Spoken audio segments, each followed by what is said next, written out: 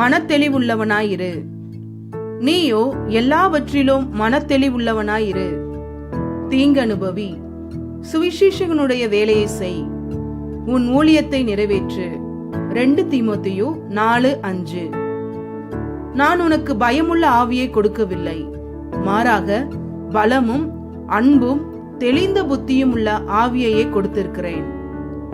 நான் உனக்கு கற்றுக் கொடுத்த சத்தியங்களில் நீ மனத்தெளிவுள்ளவனாயிரு.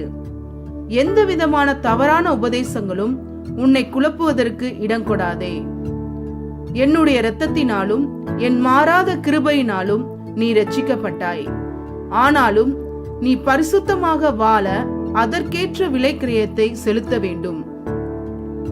உன் சாட்சியுள்ள வாழ்க்கையை அந்த விலைக்கிரயம். என் வார்த்தையை அனுதினமும் நீ நேசித்து வாசிப்பதோடு மட்டுமல்ல, அதற்கு கீழ்ப்படிந்து அதன்படியே நீ வாழ வேண்டும். என்னோடு கூட உன்னுடைய அனுதின ஐக்கியம் நாளுக்கு நாள் வளர்ந்து கொண்டே இருக்க வேண்டும். நீ என்னோடு பேசுவது ஏதோ கடமைக்காக அல்ல, உறவுக்காக என்பதை நன்கு புரிந்து கொள். நீ என் சித்தத்தை எப்பொழுதும் செய்யும் போது நான் உன்னை தனியே விடமாட்டேன்.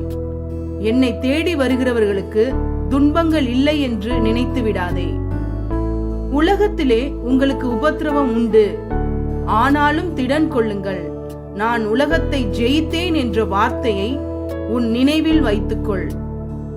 இவைகளில் நீ மனத்தெளிவுள்ளவனாய் இருக்கும் போது எந்த தவறான உபதேசமும் உன்னை என்னை விட்டு வழிவிலக செய்ய முடியாது. ஜெபம்.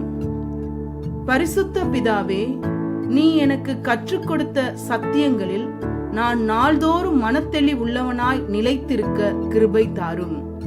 இயேசுவின் நாமத்தில் ஆமேன்.